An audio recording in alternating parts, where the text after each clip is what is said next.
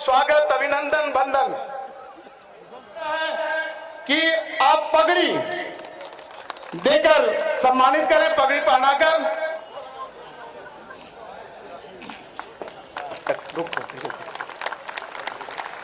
अपने बीच श्री आनंद बरेलिया जी बहुत ही सक्रिय। जय श्री राम, जय श्री राम। श्री अमित शर्मा जी को सम्मानित करते हुए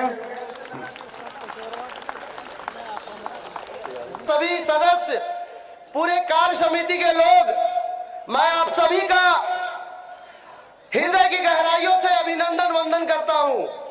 देश का लाडला कवि, नौजवान कवि, ऊर्जावान कवि, अंतर्राष्ट्रीय श्रीमान अमित शर्मा जी।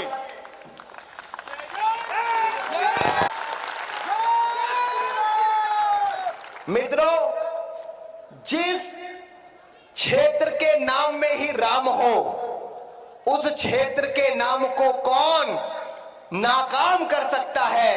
आज इन युवा शक्तियों ने जो कार्य किया, इतनी भारी संख्या में आप लोग उपस्थित हुए, मैं आपको नमन करता हूं, प्रणाम करता हूं। मेरी पीढ़ी के ये लड़के 24-24 साल के, 25-25 साल के, चाहे कितने भी मॉडर्न हो, लेकिन जब धर्म की बात चली, जब देश की बात चली, तो उनकी एक आवाज पर आगे से लेकर पीछे तक, दाएं से लेकर बाएं तक जो ये भीड़ बढ़ा रही है, पूरा झारखंड उमड़ गया। तो इससे बड़ी ताकत हिंदुत्व की नहीं हो सकती, इससे बड़ी ताकत राष्ट्रवाद की नहीं हो सकती। हम जब दिल्ली से आ रहे थे, तो मैं आदरणीय पुष्पेंद्र भाई साहब से पूछ रहा था कि दादा, 20-22 साल नौकरी की, 7 लाख के पैकेज पर काम किया, जहां आज 70,000 की चपरासी की नौकरी सरकारी मिल जाए, तो आदमी किसी भी तरह उस नौकरी को बचाकर रखना चाहता है, नौकरी को छोड़ना नहीं चाहता। तो 7-8 लाख रुपए मास तनख्वाह की नौकरी छोड़ कैसे दी। तो इन्होंने मुझसे हवाई जहाज में कहा, 40,000 फुट ऊपर जब चलते हैं और जो व्यक्ति मर्यादा पुरुषोत्तम का नाम धारण करता है, वो कभी झूठ नहीं बोलता। उन्होंने कहा कि दुनिया के बड़े बड़े मीडिया सेंटरों में काम करने के बाद, अलीगढ़ मुस्लिम विश्वविद्यालय में पढ़ाई करने के बाद, जब मैंने देश की हालत देखी, जब धर्म की हालत देखी, तो मेरे जैसे व्यक्ति को कुलशेष बनकर रामगढ़ की धरती पर आना पड़ेगा और धर्म का शंखनाद करना पड़ेगा। मित्रों, जिन लोगों ने, हमारे माननीय सांसद महोदय जी बैठे गए हैं, आदरणीय चौधरी साहब जिन्होंने मंदिर बनाए, मंदिरों का निर्माण कराया, मैं एक बात बता देना चाहता हूं आपको कि मर्यादा पुरुषोत्तम भगवान श्री राम, हमारे आराध्य भगवान श्री राम, जिन्होंने भगवान श्री राम के मंदिर का विरोध किया, बस एक बात कहना चाहता हूं रामगढ़ के हिंदुओं, रामगढ़ के सनातियों, कि दुनिया में कुछ भी करना, पर राम का विरोध मत करना। क्योंकि जिसने राम की रथ यात्रा को बिहार में रोका, वो जेल गया, और जिसने मर्यादा पुरुषोत्तम भगवान श्री राम के कारसेवकों पर गोली चलवाई, वो 20 दिन मार्मिकता अस्पताल में बरत के परलोक को गया। और जिन्होंने 400 पेजों का हलफनामा माननीय सर्वोच्च न्यायालय में दायर करके कहा कि आप रामलला हुए ही नहीं, उनका अस्तित्व नहीं था, उनका अस्तित्व 400 सीटों से सिमटकर 40 सीटों पर रह गया। और जिसने उत्तर प्रदेश में जाकर श्री राम के चरणों में साष्टांग किया, वो आज दिल्ली में बैठकर आज दुनिया के 20 देशों का नेतृत्व कर रहा है, G20 का अध्यक्ष बना हुआ है। ये राम की ताकत है, ये मर्यादा पुरुषोत्तम की ताकत है। मित्रों, बहुत प्रैक्टिकल बात आपको बता रहा हूं। आप अपने आस पड़ोस में देख लीजिए, आप रिश्तेदारी में देख लीजिए, आप लोग अपने समाज में देख लीजिए, दुनिया का कोई भी व्यक्ति सुखी रह सकता है, लेकिन रामद्रोही और हिंदुओं को परेशान करने वाला व्यक्ति सुखी नहीं रह सकता। जिन्होंने 1990 में 7 लाख कश्मीरी हिंदुओं को भगाया, आज वो एक एक दिन मर मर कर जी रहे हैं। अगर पेशाब करने भी जाते हैं तो आर्मी खड़ी होती है, 50-50 मीटर की दूरी पर आर्मी होती है। 3-3 मुख्यमंत्री कहते थे कि कश्मीर से अगर धारा 370 हटी तो कश्मीर से कोई तिरंगा उठाने वाला नहीं मिलेगा। साहब, 3 मुख्यमंत्रियों की वर्तमान समय में वो स्थिति हो गई कि अगर वॉशरूम भी जाते हैं तो कांस्टेबल से पूछ कर जाते हैं, sir may I go to toilet और नॉट। ये ताकत है। वो एक मोहतरमा बोलती थी कि अगर कश्मीर से 370 हटी तो कोई धारा 370 हटने के बाद तिरंगा उठाने वाला नहीं मिलेगा। साहब, तिरंगा उठाने वाले तो 10,000 लोग आज इस कॉलेज के परिसर में बैठे हुए हैं, आज उनको उठाने वाला नहीं मिल रहा जो तिरंगा न उठाने की बात करते थे। ये धर्म की ताकत है, ये हिंदुत्व की ताकत है। और मित्रों, एक बात कह देना चाहता हूं, हमें कोई पद नहीं चाहिए, हमें कोई प्रतिष्ठा नहीं चाहिए। विशाल जायसवाल हमको फोन करता है कि भैया आपको आना है, दादा पुष्पेंद्र कुलश्रेष्ठ जी को आना है। हमारे लिए यही सम्मान बहुत है कि हमारा समाज हमें जमीन पर बैठकर सुनता है, क्योंकि आप लोग जमीन पर बैठे हो, आप लोग जमींदार हैं, हम चौकी पर बैठे हैं, हम लोग धर्म के चौकीदार हैं जो आपके लिए काम करते, समाज के लिए काम करते। जब मैंने पहली बार कविता लिखनी शुरू की तो लोग मुझसे कहते थे, अमित क्या विषय है तुम्हारे, हिंदुत्व, अध्यात्म, धर्म, सनातनी क्या है?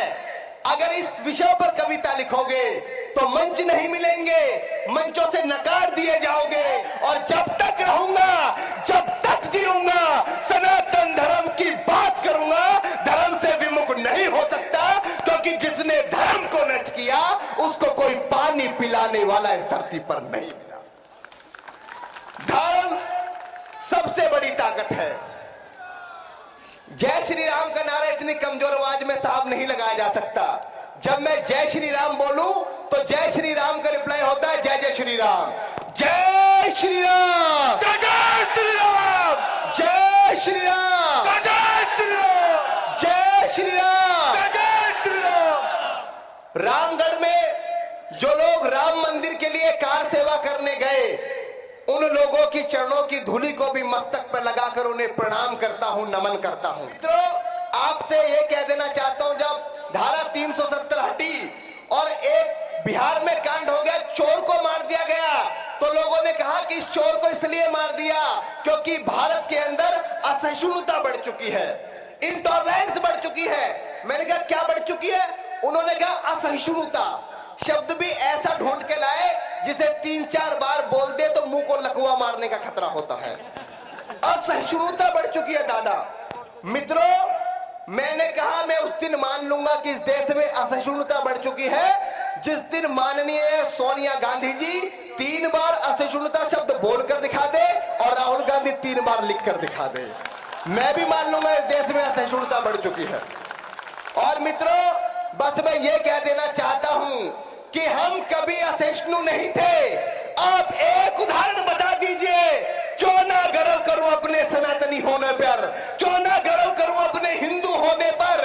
इकलौता ऐसा समाज, इकलौता ऐसा धर्म जिसने आज तक किसी देश पर आक्रमण नहीं किया, एक गोली नहीं चलाई, ये सनातन धर्म है। इकलौता ऐसा धर्म, आज लोग कहते हैं कि हिंदू, मुस्लिम, सिख, ईसाई आपस में सब भाई भाई। हमने कई लाख वर्ष पहले कह दिया वसुधैव कुटुंबकम, पूरी धरती एक परिवार है। क्यों ना गर्व करूं अपने सनातनी होने पर।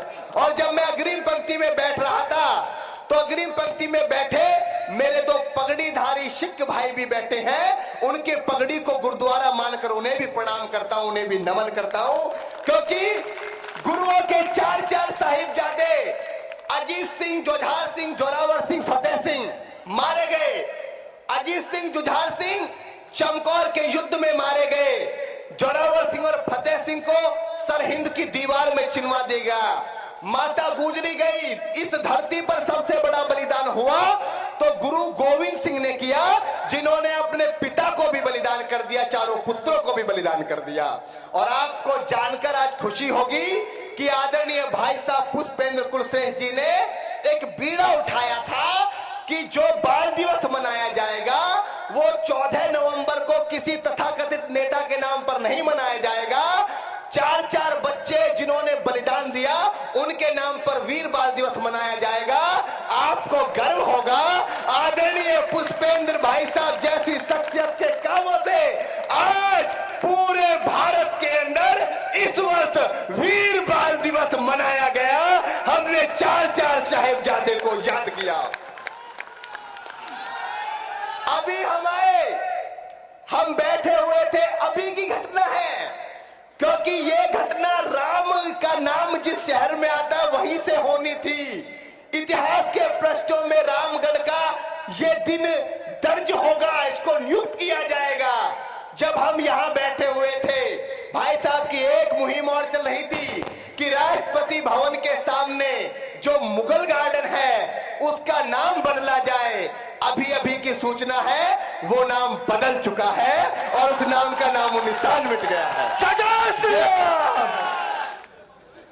तो मित्रों, धर्म ढकोसलों से नहीं बचा। भाई मती दास को रुई में लपेटकर आग लगा दी। क्या हालत रही होगी तब ये धर्म बचा है। भाई ख्याला को गरम तेल में उबाल दिया गया, तब जाकर वो ये धर्म बचा है। मां गुजरी कहने लगी गुरु गोविंद सिंह से कि मेरी तो कोख ही बांझ हो गई, मेरे 4 पुत्र शेर जैसे थे, चारों के चारों पुत्र चले गए, मैं कहां जाऊंगी, क्या करूंगी।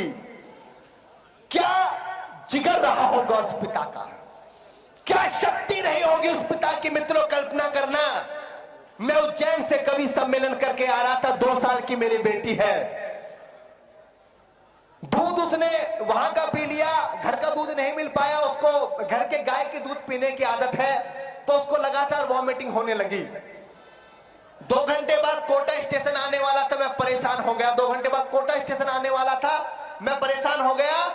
जो कोटा के विधायक मेरे मित्र थे, मैंने कहा कोटा उतर लेते हैं, बच्ची को पहले हॉस्पिटल में एडमिट करते हैं, उसके बाद चलेंगे, कोटा में रुकने की व्यवस्था करते हैं। थोड़ी देर में बच्ची सोने लगी। मैं नींद का इतना कच्चा आदमी हूं कि मैं नींद से समझौता नहीं कर सकता, लेकिन मैं पूरी रात अपनी बेटी को अपने कलेजे से लगाकर बर्थ पर लेटा रहा ट्रेन में। मेरी धर्मपत्नी ने कही कोई बात नहीं, कोटा मत उतरिए, अभी लाली की तबीयत ठीक है, कोटा के बाद 3.5 घंटे में हम दिल्ली पहुंच जाएंगे, तब डॉक्टर को दिखा लेंगे, यहां उतरने का कोई मतलब नहीं है। मुझे पूरी रात, जब तक सुबह 7:30 बजे मैंने हजरत निजामुद्दीन स्टेशन टच नहीं कर दिया, मैं चिंतित रहा। जब मैं अपनी बिटिया को लेकर आ रहा था, गाड़ी में अपने घर जा रहा था, तो विधायक जी उस समय मैं सोच रहा था कि मेरे गुरु गोविंद सिंह का क्या जिगर रहा होगा, क्या कलेजा रहा होगा। मां गुजरी ने जब कहा मेरी बेटी 2 साल की, मैं उसके लिए इतना चिंतित हो गया, मेरी नींद उड़ गई, मेरे चेहरे की हवैया गायब हो गई। क्या जिगर रहा होगा मेरे गुरु गोविंद सिंह का, जिन्होंने माता गुजरी से कहा कि देश धर्म के वास्ते मार दिए सुध 4 और 4 गए तो क्या हुआ, ये जीवित कई 1000। मेरे रोंगटे खड़े हो रहे साहब। इन भावनाओं से देश बचा है, इन भावनाओं से धर्म बचा है। अजीत बाबा का बलिदान हो गया। जुझार सिंह जा रहे थे, 5-5 की टुकड़ी बनाकर भेज रहे थे। मुगलों की लाखों की सेना थी, लाखों की सेना को काट रहे थे, 25 लोग काट रहे थे। एक 5 टुकड़ी का नेतृत्व करने का सौभाग्य जुझार सिंह को जब मिला, तो बाबा जुझार सिंह की उम्र मात्र 17 वर्ष थी। बाबा जुझार सिंह ने अपने पिता कैसे कहा गुरु गोविंद सिंह से कि मुझे प्यास लगी है बाबूजी, मुझे पानी पिला दीजिए।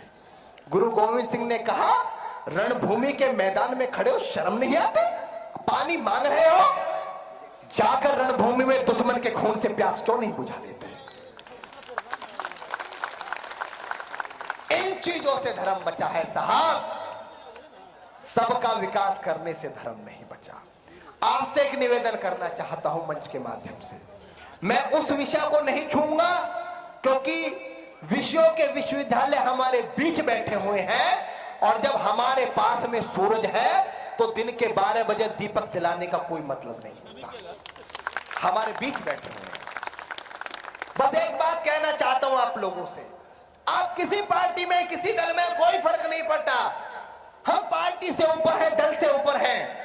हम किसी पार्टी के बैनर के तले में कार्यक्रम करने नहीं जाता, भाई साहब नहीं जाते, दादा साहब मना कर देते किसी पार्टी का कार्यक्रम भी है। लेकिन एक निवेदन करना चाहता हूं, आप जहां भी रहे, आप चाहे किसी संगठन में रहे, आप घर में रहे, आप पार्टी में रहे, बस हिंदू बनकर रहे तो पूरी दुनिया आपको नमन करेगी, पूरी धरती आपको नमन करेगी। मेरा जो मुख्यमंत्री है वो किसी बड़े परिवार से नहीं आता, मेरा मुख्यमंत्री किसी बड़े जगह से नहीं आता, लेकिन मेरे मुख्यमंत्री योगी आदित्यनाथ ने धर्म के साथ समझौता नहीं किया। वो सुबह 6 बजे बुलडोजर लेकर निकल लेता है तो पूरी धरती उसे नमन करती है, पूरी धरती उसे प्रणाम करती है। आज आप लोग भी कहते हो कि योगी जी जैसा मुख्यमंत्री झारखंड को भी चाहिए। अमित भाई आप उत्तर प्रदेश वाले हो, आप दे दीजिए। हम क्यों दे दें भाई साहब, हम ही बड़ी मुश्किल से पहाड़ से ढूंढ कर लाए हैं उत्तराखंड से। तो मित्रों, आपको धर्म से विमुख होकर काम नहीं करना है, धर्मनिष्ठ होकर काम करना है। लोग कहते हैं धर्मनिरपेक्षता, धर्मनिरपेक्षता शब्द तो ठुसाया गया है, असली बात वो अधर्मी होता है। जो धर्म को मानता है वो धर्मी, जो धर्म को नहीं मानता वो धर्मनिरपेक्ष नहीं, अधर्मी होता है। और अधर्मी का क्या हश्र होता है वो आपको बताने की आवश्यकता नहीं है। मेरे रामगढ़ वालों, मेरे नन्हे मुन्ने प्यारे प्यारे भाइयों बहनों, मेरे बड़े बुजुर्गों, अपने बालों की एक एक सफेद बाल की सफेदी में एक एक सदी को समाहित करते हुए मेरे बड़े बुजुर्गों, अपनी कोख से इस देश को शिवाजी महाराणा प्रताप जैसी संतति देने वाली मेरी माताओं बहनों, मैं आपसे कहना चाहता हूं कि मुन्नी बदनाम गाने पे डांस करने से कोई फायदा नहीं मिलने वाला। क्योंकि अगर सारी महिलाएं, सारी बेटियां, सारी बहनें मिस वर्ल्ड बन जाएंगी तो झांसी वाली रानी कौन बनेगा? इस देश में रानी चिन्मया कौन बनेगा? बस आप अपनी संतति को वो सम्मान देते रहिए। मेरी माँ कोई बहुत बड़े स्कूल में नहीं पढ़ी, मेरी माँ अगर कभी स्कूल में गई तो ज्यादा से ज्यादा हमारी फीस जमा करने के लिए गई। इससे ज्यादा मेरी मम्मी ईश्वर के स्कूल के दीवार के पास से भी नहीं गुजरी, वो कभी स्कूल में नहीं गई। लेकिन उन्होंने जो हमें संस्कार दिए, हमसे ये कहा कि धर्म ही सब कुछ है, धर्म से बड़ा कुछ नहीं है। और धर्म का काम करते करते आज हम जहां तक आ गए। जय श्री राम के नारे के साथ अपने वक्तव्य को विराम देता हूं। एक बार आप जय श्री राम का नारा लगाएंगे, मैं आपसे विदा लेता हूं। जय श्री राम, जय श्री राम।